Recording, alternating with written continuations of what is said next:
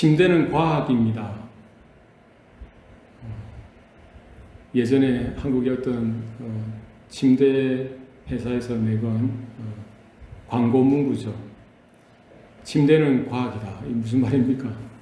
자기들이 만드는 침대는 가장 정교하게 잘 만들었다는 거죠. 그래서 자기 회사 침대를 돈이 비싸도 돈 주고 사라는 거예요. 뭐 맞는 말일 수도 있지만 아무리 좋은 침대라고 할지라도요, 우리의 숙면을 보장해 주지는 못한다는 것이죠. 여러분의 집에 사용하고 있는 침대가 얼마짜리입니까? 보통 뭐 200~300불짜리도 있고요. 보니까 400~500불짜리도 있고, 비싼 거 보니까 뭐 1000불, 2000불, 3000불짜리도 있는 것 같더라고요. 뭐 2~3천불, 뭐 수천불, 그 정도밖에 안 하겠습니까? 더 비싼 거는 뭐예요? 수만 불. 재벌들은 뭐 수십만 불짜리 뭐 침대를 놓고 쓸 수도 있죠. 우리가 생각도 못하는 엄청난 돈, 비싼 침대를 놓고 살 수도 있습니다. 그러나 중요한 것은요, 아무리 침대가 비싸고요, 아무리 의리의리한 집에 있다고 할지라도 하룻밤 지내는 것, 숙면하는 것을 보장해 줄 수는 없다는 거예요. 그러면 침대가 좋으면은, 그 침대가 잠을 보장할 수 있다면은 비싼 침대 사면은 그게 해결책이 되어야죠. 그런데요, 그렇지 않다라는 것이죠. 좋은 침대에서 자고요, 좋은 집에서 자는데도 밤에 잠을 못 이루는 거예요. 근심과 염려가 잠을 막는 거죠.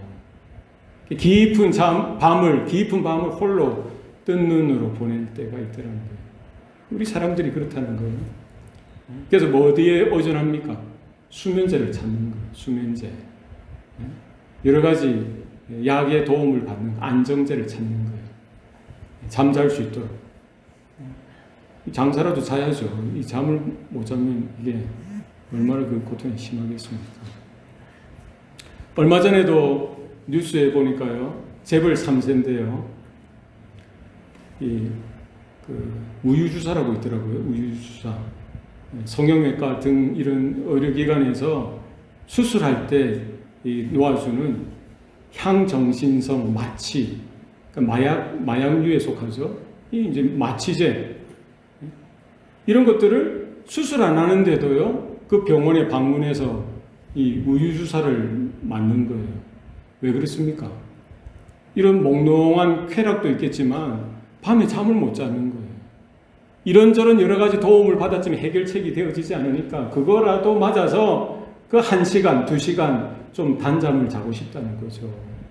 그래서 얼마 전에 재벌 3세인데요, 그 여러 차례 그 맞은 그게 불법이죠. 불법이에요. 의료 목적 외에는 사용해서는 안 된다는 거죠. 중독성이 있다는 거죠. 그게 이제 발견되어져가지고 3천만 원 약식 기소했다는 기사를 본 적이 있습니다. 이게 그 한 재벌 3세만의 문제입니까? 이게 예전부터 한국뿐만 아니라 뭐 마이클 잭슨도 죽은 사망 원인 중에 하나가 아마 그걸 거라고 추정하는 거예요. 그죠? 재벌은 재벌대로, 연예인대로 각계각층에 아주 높은 자리에 잘 나가고 있는 이런 분들 보면은 잠을 못 이루는 거예요. 그런 평안함이 없는 거죠. 그런 즐거움이나 기쁨이나 만족이 없는 거예요. 그러니까 그 약물에 의존해서라도 그 잠깐의 기쁨, 잠깐의 쾌락, 잠깐의 그 잠을 청하기를 원한다는 거예요. 불법적인 일이죠. 상황이 우리의 평안을 보장해 주지는 못한다는 것입니다. 아무리 비싼 침대가 우리의 숙면을 보장해 주지 못합니다. 무엇이 우리에게 평안한 잠을 주고 평안한 마음을 줍니까? 우리 마음이 평안해야 돼요. 마음의 기쁨이 있어야 돼요. 마음의 만족이 있어야 됩니다. 무엇으로 가능합니까?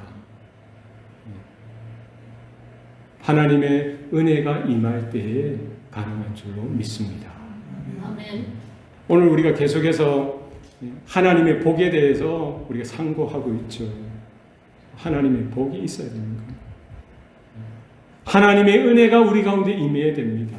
하나님이 지켜주셔야만 가능한 거예요. 하나님이 은혜를 베풀어 주셔야만 우리 안에 참된 복이 있고요. 참된 감사와 기쁨과 안정된 삶이 있다는 거예요. 오늘 우리가 읽은 본문 중에 26절 말씀이죠. 여호와는 그 얼굴을 내게로 향하여 드사 평강 주시기를 원한다. 하나님께서 우리를 향하여 그 얼굴을 이렇게 들어주실 때, 우리를 향하여 보실 때에 뭐가 임하는 거예요? 평강이 임하는 거예요. 하나님의 평강이 우리 가운데 있을 때 우리는 이제 더 이상 환경에 의존하지 아니하고 그 어떤 환경에 제약받지 아니하고 하나님이 주시는 평안 가운데에 거하게 되어진 줄로 믿습니다. 오늘 본문에서요. 그 얼굴을 내게 향하여 드사 평강 주시기를 원하노라. 하나님의 복이 언제 임하느냐? 하나님의 평안이 우리에게 언제 임하느냐? 하나님이 주시는 이 평강이 언제 우리에게 임하느냐? 언제 임하는 거예요? 하나님이 그 얼굴을 우리에게 향하여 이렇게 드실 때에 뭐가 오는 거예요? 하나님의 은혜가 우리 가운데 몰려오고요. 하나님의 평안이, 하나님의 평강이 우리 가운데에 오게 되는 줄로 믿습니다. 그 외의 것은 없다는 거예요. 세상 사람들은 무엇입니까? 침대, 비싼 침대를 바라보는 거예요. 거기에 숙면이 있는 줄 알고. 비싼 집을, 으리으리한 집을 짓고 그걸 얻으면 평안이 있을 줄 알고 만족이 있고 행복이 있을 줄 알고 그걸 바라보는 거예요. 높은 자리를 올라가고요. 인기와 평판을 목말라 하고요. 잘 살고 성공하고 출세하는데 거기에 평안이 있고 행복이 있고 만족이 있는 줄 알고 그걸 목매여 있는 것이죠. 그렇지 않습니다. 그게 얻은 뭐예요? 그걸 빼앗길까봐, 잃어버릴까봐 두렵죠. 그 자리에서 언제 떨어질지 모르는 거죠. 그 많은 재산이 언제 바람과 같이 사라질지 모르는 거예요. 지금은 인기 있고 잘 나가지만 언제 사람들이 악플을 달고 수근수근 거리면서 언제 그 인기가 곤두박 칠지 아무도 모르는 거예요. 두렵죠. 그러니까 뭐예요? 다른 거를 찾게, 약을 찾게 돼요. 마약을 찾게 돼요. 허탄한 마음을 채울 수가 없는 거예요. 어디에 평안이 있습니까? 하나님이 우리를 향하여 그 얼굴을 드실 때에 참된 평안이 우리에게 임하게 되는 줄로 믿습니다. 이게 복이라는 거예요, 여러분. 하나님을 향하여 우리가 설 수 있기를 바랍니다. 하나님이 우리를 향하여 그 눈을, 그 얼굴을 향하여 드시겠다라고 약속하실 때에 우리가 그 하나님을 향하여 서 있을 수 있기를 소원합니다. 그래서 하나님은 그 얼굴을 내게 향하여 드사 평강 주시길 바랍니다. 우리 자녀들에게 이와 같은 축복을, 이와 같은 기도를 할 수 있기를 여러분 원합니다. 다른 거 아니죠. 뭐가 가장 큰 복입니까? 하나님이 그 인생 가운데 하나님이 그 얼굴을, 그 얼굴의 영광을 그 인생 가운데 향하여 드시기만 합니다. 그죠? 그를 향하기만 하신다면은 하나님이 주신 평강이 임하게 되어지는 줄로 믿습니다. 하나님이 그 얼굴을 내게로 향하여 드사. 이게 무슨 말일까요? 하나님이 그 얼굴을 내게 향하여 드사. 이 말은 뭐예요? 이게 언제 가능한 거예요? 하나님의 임재를 이야기하는 거예요. 그래서 하나님이 임재하시는 거예요. 하나님께서 그 얼굴을 내게 향하여 드사. 이 기도는 뭐예요? 하나님 그 인생 가운데 임재하여 주시옵소서. 하나님 그 인생 가운데 함께하여 주시옵소서. 이 기도가 되는 거죠.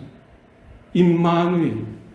우리 마태복음 1장 23절에 보면 보라 처녀가 잉태하여 아들을 낳으리니 그 이름은 임마누엘이라 하리라. 이를 번역한즉 하나님이 우리와 함께함이라. 하나님께서 임재하여 주시는 것, 하나님께서 함께하여 주시는 것, 이 복이 가장 큰 복인 줄로 믿으시길 바랍니다. 그러면 문제는 다 해결되는 거예요. 그렇지 않겠어요? 값비싼 침대는 둘째하고요. 맨 땅에서 자도 맨 땅에서 자도 행복한 거예요. 으리으리한 집 없어도 진짜 노숙해도요. 힘들까 행복할 수 있다는 거죠. 그죠? 이스라엘은 그것을 알았던 거예요. 모세는 그 사실을, 그 진실을, 그 진리를 분명히 알았죠. 이건 하나님이 주신 지식뿐만 아니라 하나님께서 임재하여 주시고 그 이스라엘 가운데 동행하여 주시고 행하시는 그 사건을 통하여 그 일들을 통하여 그들은 경험으로 또한 알았던 것이죠. 출애굽한 이스라엘 백성들 생각해 보세요. 하나님의 그 주권적인 그 기적들을 경험하고요. 이제 홍해를 건너가야 되는데 그 뒤에는 또 누가 몰려옵니까? 애국 군사들이 몰려오는 그때 얼마나 두려웠겠어요? 얼마나 패닉 상태에 빠졌겠습니까? 그때 하나님께서 다시 말씀해 주시는 거예요. 너는 마음에 두려워하지 말라는 거죠. 가만히 서서 이제 내가 너희를 위하여 행하는 구원을 보라.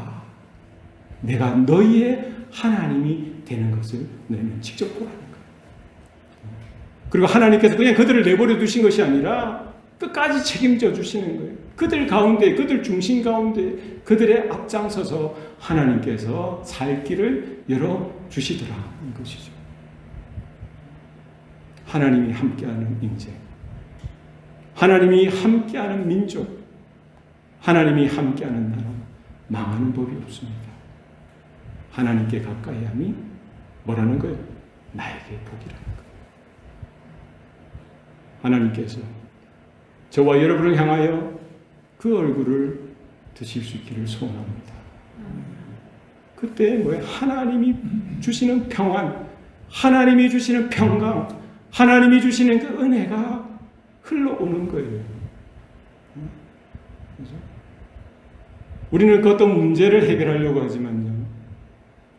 눈에 보이는 것을 어떻게 해보려고 하지만 사실 가장 중요한 것은 뭡니까? 하나님이 지금 나와 함께 하고 계시느냐? 내가 그 하나님의 임재 가운데 거하여 있느냐? 이 사실을 확인하고 또 확인하는 것이 필요합니다. 우리 자녀들에게 우리가 부모로서 해줄 수 있는 것이 나이가 들면 들수록 없어지는 겁니다. 어릴 때 절대적인 존재였지만 이제 애들이 장성하여 이제 성인이 되어지고요. 미국 땅에서 특히 그렇지 않습니까? 의점은 이제 부모가 된 우리가 오히려 자녀들의 도움을 필요로 할 때가 얼마나 더 많습니까? 부모인 우리가 도저히 행할 수 없는, 도와줄 수 없는 그때 누가 우리 자녀들의 도움이 될까? 살아계신 하나님이 우리 자녀들의 도움이 되어 주시기를 소원합니다. 그러기엔 답이 없다는 거죠. 평생 이런 은혜가 저와 여러분 가운데 있으면 좋겠습니다. 아멘. 우리가 즐겁게 즐겨 암송하는 성경 구절이 있습니다. 시편 23편이죠.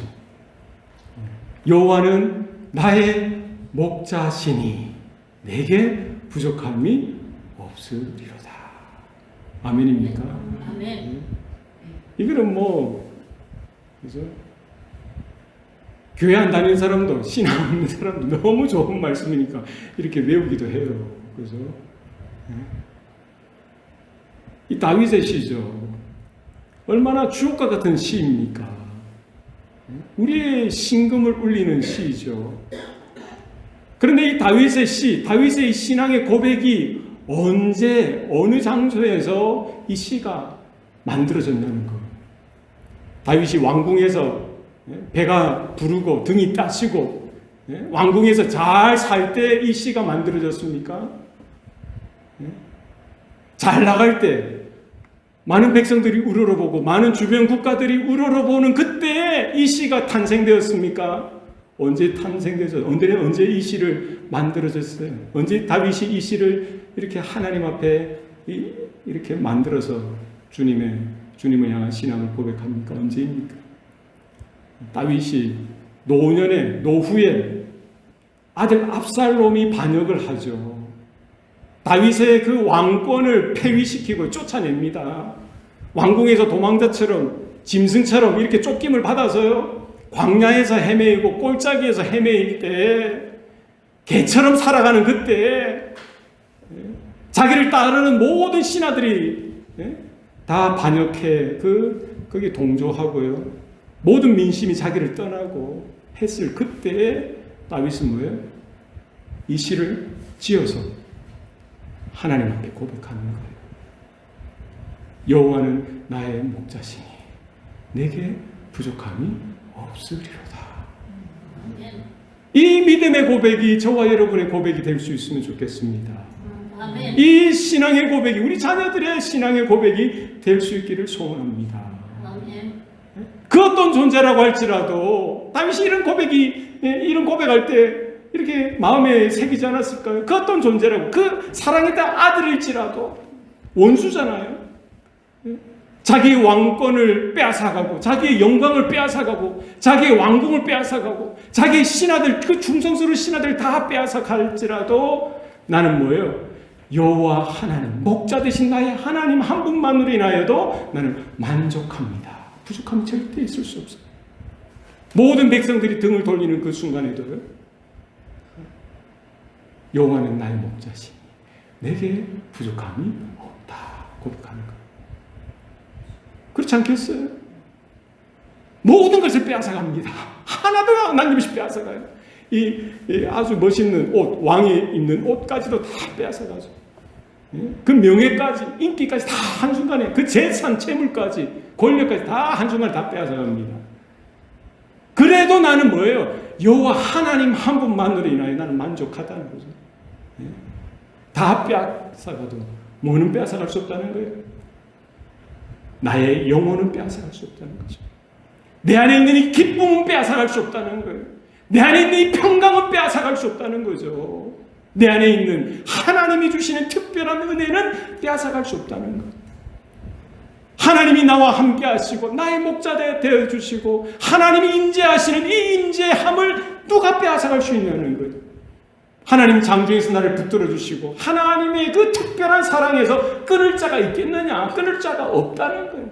빼앗을 자가 없다는 거예요. 다윗은 그것을 고백하고 있는 거예요. 사망의 음침한 골짜기를 다닐지라도 내가 해를 두려워하지 않을 것은 주께서 나와 함께 하시니라. 주의 지팡이와 막대기가 나를 안위하시나이다. 고백하는 거예요. 지금 다윗이 시편 23편에서 고백할 때는요. 사망의 음침한 골짜기로 떠밀려서 정말 쫓기는 그 짐승처럼 하루하루 어떻게 살지 몰라 하는 그때죠. 오늘도 사망의 그 음침한 골짜기, 내일도 똑같아요. 몇 날 며칠을 그렇게 보냈을지라도 다윗에게는 뭐가 있었던 거예요? 두려움이 없는 거예요. 근심도 없어요. 그렇게 고백하고 있지 않습니까? 두려워하지 않겠다는 거예요. 두려워할 수 없다는 거예요. 어떻게 이게 가능합니까? 어떻게 이게 가능해요? 주께서 나와 함께 하시니라. 주의 지팡이와 막대기가 나를 안위하고 계시다는 사실을 다윗은 바라보았던 거예요. 우리 같았으면, 세상 사람 같았으면 어떻게 이야기했을까요? 잘 됐다 너. 네가 그렇게 기고만장하더니 니는 끝났어. 니는 이제 더 이상 할 게 없어. 니는 인생 막장까지 떨어졌어. 다 조롱하고요. 다 희롱하고 할 그때 너는 이제 더 이상 너를 도와줄 자가 없어. 네가 다시 살아날 그런 기회는 이제 없을 거야. 끝났어. 포기해. 사탄이 그렇게 조롱하지 않았겠어요? 많은 그 대적 원수들이 그렇게 조롱하지 않았겠어요? 다윗의 마음에도 그런 마음들이 왜 들지 않겠어요? 들 수 있죠. 그 환경을 보면은 와이구야 어떡하나 인간적으로 보면은 어떻게 그 환경을 이겨낼 수가 있겠어요? 어떻게 이겨낼 수 있겠어요? 그것도 그렇게 사랑하는 아들 압살롬 반역한 거죠. 그 얼마나 상처가 되었겠어요? 얼마나 실망이 되었겠어요? 얼마나 분노가 부글부글 끓어오르겠습니까? 예? 그럼에도 불구하고 다윗의 마음 가운데 있는 그 믿음, 하나님을 향한 신실한 마음, 하나님이 주시는 그 평강을 그 누구도 흔들어 놓을 자가 없고 빼앗을 자가 없었던 것입니다. 사망의 음침한 골짜기를 그러니까 다닐지라도 해를 두려워하지 않는다는 거예요. 그 어떤 것도 두려워하지 않는다는 거예요. 무엇을 본 거예요? 주께서 나와 함께하고 계시다. 주의 지팡이와 막대기가 나를 안위하고 계신다. 믿음으로 고백하는 거죠. 그리고 6절 말씀에는 뭐라고 이야기되어 있습니까? 내 평생의 신실하심과 인자하심이 반드시 나를 따르리니 내가 주 여호와의 집에 영원히 살리로다. 아멘. 다윗은요 이렇게 결론을 짓고 있어요. 행여나 하나님이 나의 목숨까지도 그 원수의 손에 던져주신다고 할지라도 그 순간 진짜 그건 끝난 거죠. 인간적으로 이 역사의 모든 것들이 다 닫히는 거예요. 그럴지라도 다윗은 뭐라고 고백하는 거예요? 주님의 신실하심과 인자하심이 내 가운데 있다는 거예요. 그리고 이 생명은 그 원수가 빼앗아 갈 수 있다고 할지라도 뭐라는 거예요? 나는 여호와의 집에 영원히 살리로다. 이 영생의 소망을 빼앗지는 못한다는 거죠. 우리가 안심하고요. 우리가 평안하고 우리 마음에 이런 평정심이 있는 그 근거가 어디에서 오냐는 거죠. 어디에 있는지 여러분 확인할 수 있길 바랍니다. 다윗이 그렇게 평안할 수 있었던 것, 다윗이 그 어떤 환경에서도 두려워하지 않을 수 있었던 것은 뭐예요? 하나님께 있다는 거예요. 그 평안의 근거는 하나님께 있다는 거예요. 그가 감사하고 그가 믿었고 그가 평생 살았고 진리 가운데 거했던 모든 근거는 어디에? 하나님 안에 있다는 거예요. 하나님은 그 얼굴을 내게 향하여 드사 평강 주시기를 원하노라. 이 은혜가 저와 여러분 가운데도 있기를 원합니다.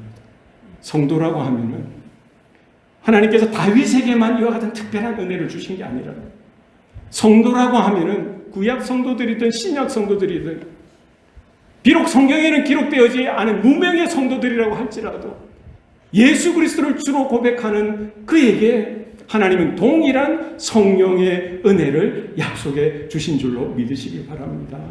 아멘. 구약 성도만 다윗만 특별한 게 아니었던 거예요. 그죠? 믿음 있는 자들에게 하나님을 사랑하는 사모하는 갈급해하는 그 영혼들에게 하나님은 동일한 은혜를 주시기를 기뻐하신다는 사실입니다. 하나님은 임마누엘 하십니다. 우리와 함께 하시길 원하고 우리 가운데 거하시길 원합니다. 우리는 어떻게 그 하나님 임마누엘 되신 하나님 앞에 서야 합니까? 고람되어 하나님 앞에서의 삶으로 그 하나님 앞에 설 수 있기를 소원합니다. 임마누엘 하나님 앞에 우리는 고람되어로 예배의 자리뿐만 아니라 우리 모든 삶의 자리에서 고람되어 하나님 앞에서의 삶으로 우리 설 수 있으면 좋겠습니다. 그럼 두려울 게 없어요. 하나님만 두려우면 돼요. 하나님만 경외하면 됩니다. 내 목숨까지도 내 생명 이거 빼앗길 것조차도 우리는 두려워할 필요가 없다는 거예요. 사실 그게 가장 두려운 거죠. 그러나 하나님을 진짜 두려워할 그 존재를 우리가 두려워할 수 있다면 다 모든 세상의 두려움 주는 것, 우리는 극복할 수 있는 길이 거기에 있다는 거예요. 스데반 집사를 보십시오. 사도행전 7장 55절에 보면은요. 스데반이 성령 충만하여 하늘을 우러러 주목하려 하나님의 영광과 및 예수께서 하나님 보좌 우편에 서신 것을 보고 이렇게 되어 있습니다. 스데반이 어떻게 그 돌이 날라오는데도요, 순교하는 그 순간에도 이렇게 환하게 천사의 빛, 얼굴의 빛처럼 환하게 돌들어 욕하고 비난하고 조롱하고 이렇게 죽이려고 하는 그 사람들을 향하여 오히려 복음을 담대히 증거하고요. 오히려 하나님께 이렇게 예수님이 드렸던 기도처럼 기도를 어떻게 드릴 수가 있었겠어요? 아버지여, 저들을 용서하여 주십시오. 자기들이 행하는 그 자기의 잘못, 자기의 죄를 저들이 깨닫지 못합니다. 알지 못합니다. 그렇기 때문에 저들을 용서해 주세요. 이렇게 외치고 죽었지 않습니까? 어떻게 그게 가능했겠어요? 어디에 그 근거가 있었습니까? 하나님께서 은혜를 주신, 특별한 은혜를 주신 거예요. 오늘 본문에서처럼 하나님은 그 얼굴을 내게 향하여 드사 평강을 주시기를 원합니다. 지금 스데반이 성령 충만하여서 하늘을 우러러 주목하여 보니까 거기에 뭐가 계셨던 거예요? 하늘 문이 열리고 하나님의 영광과 및 예수께서 그 보좌 우편에 서신 것을 보았던 거예요. 지금 예수님께서는 뭐 하고 계신 거예요? 하나님 보좌 우편에서 지금 뭐예요? 그 얼굴을 향하여 누구를 향하여 드셨어요? 스데반을 향하여 드셨던 거죠. 보좌 우편에 앉아 서 계신 주님께서 지금 스데반을 향하여 그 현장을, 그 사건을, 그 스데반을 향하여 목도하고 계셨던 거죠. 그때 스데반의 마음에는 뭐가 있었어요? 두려움이 있었을까요? 근심이 있었을까요? 공포가 있었을까요? 뭐가 압도적으로 있었어요? 하나님의 평강이 압도적으로 임했던 거예요. 그러니까 죽음도 불사하고 그것도 협박과 위협도 불사하고 복음을 증거하고 주님의 사랑과 주님의 죽으심과 부활에 대해서 하나님의 심판에 대해서 외치고 죽음까지도 감내할 수 있었던 것이죠. 바울도 마찬가지입니다. 베드로도 마찬가지입니다. 오늘날 사랑하는 저와 여러분에게도 이와 같은 은혜가 임할 수 있기를 바랍니다. 하나님께서 그 얼굴을 내게 향하여 드사 평강 주시기를 원하노라. 우리 자녀들에게 무엇을 축복하시겠습니까? 민수기 6장 24, 25, 26절 말씀 가지고요. 날마다 축복하시고 기도하시길 바랍니다. 이건 하나님께서 직접 모세를 통하여 아론과 그 아들들에게 약속하시고 명령하신 말씀입니다. 네가 이렇게 기도할 때, 축복할 때 내가 그 자손들에게 복 주리라. 재밌는 것은요, 여기 오늘 본문에 보면은 여호와는 3번 반복해서 나오죠. 여호와는 내게 복을 주시고 은혜 베푸시기를 원하며 여호와는 그의 얼굴을 내게 비추사 처음엔 뭐예요? 여호와는 내게 복을 주시고 너를 지키시기를 원하며 여호와는 그의 얼굴을 내게 비추사 은혜 베푸시기를 원하며 여호와는 그 얼굴을 내게 향하여 드사 평강 주시기를 원하노라. 몇 번 반복해서 나옵니까? 3번 반복해서 나오죠. 어떤 신학자는요, 이 민수기 6장 이 아론의 축복, 제사장의 축복, 이 기도에 대해서는 이 하나님 여호와에 대해서 3번 반복해서 나오는 것을 보고요, 구약에서도 하나님은 삼위로서 창조의 사역을 감당하셨을 뿐만 아니라 삼위로서 이스라엘 하나님의 백성을 축복할 때에 함께 동력하셨다, 이렇게 말씀하고 있습니다. 우리가 예배드리고 나서 안수받은 목사가 마지막 이제 회중을 위해서 교회를 대표해서 교회를 위해서 축복하는 거예요. 어떻게 기도합니까? 성부와 성자와 성령의 이름으로 축복하죠. 베네딕션을 하는 거. 그죠? 예수님께서 재림하시고, 예수님께서 이제 부활하시고 승천하실 때 뭐라고 하셨어요? 뭐라고 그 제자들에게 당부하십니까? 너희는 모든 민족을 제자를 삼아 아버지와 아들과 성령의 이름으로 세례를 베풀고. 그죠? 하나님의 온전한 위격 대신 삼위일체로서 천지를 창조하시는 그 일에 동력하셨죠. 이스라엘 백성들뿐만 아니라 모든 열방을 축복할 때에도 삼위의 하나님께서, 교회를 축복하실 때도 삼위의 하나님께서 함께 하십니다. 우리가 구원받는 것도요, 어떻게? 삼위의 하나님께서 함께 하시는 줄로 믿으시길 바랍니다. 놀라운 일이죠. 특별히 디도서 3장 5절 말씀에 보면 우리를 구원하시되 우리가 행한 바 의로운 행위로 말미암지 아니하고 오직 그의 긍휼하심과 중생의 씻김과 성령의 새롭게 하심으로 하셨나니 라고 되어 있어요. 우리가 구원받는 것, 우리가 거듭나는 것 뭐예요? 우리의 의로운 행위로 되는 것이 아니라는 거예요. 우리의 어떤 경건으로 되는 것이 아니라는 겁니다. 우리의 노력으로 될 수 없다는 거예요. 무엇으로 된다는 거예요? 오직 그의 긍휼하심을 따라. 누구의 긍휼하심이요? 아버지 하나님의 긍휼하심을 따라. 하나님 아버지의 그 은혜를 따라, 그 사랑하심을 따라. 그 다음에 뭐예요? 중생의 씻김. 이 중생의 씻김은 뭘까요? 예수 그리스도께서 2000년 전에 그 갈보리 언덕 위에서 십자가 위에서 흘렸던 그 피로 인하여 우리 죄상, 중생의 거듭남의 씻김, 그게 되어집니다. 누구의? 성자 하나님의 이 역사, 섬기심이 있었던 것이죠. 마지막이 뭡니까? 성령의 새롭게 하심으로. 성령께서요, 복음이 증거되어지는 현장 가운데, 복음 전파자나 듣는 자들 가운데 역사하셔서 깨닫도록 하시는 거예요. 새롭게 거듭나는 일들을 성령께서 일하여 주시는 거예요. 우리가 구원받는 것까지도 누구의 사역입니까? 성부, 성자, 성령 하나님의 사역이다. 오늘 본문 가운데, 축복 가운데 또 동일하게 하나님께서 이렇게 역사하시는 줄 우리가 믿습니다. 우리의 삶 가운데 우리 무엇을 향하여 서 있는지, 무엇을 기대하고, 무엇을 열망하고, 무엇을 원하고 있는지 정직하게 우리 자신을 돌아볼 수 있으면 좋겠습니다. 하나님의 마음을 우리가 깨달았습니다.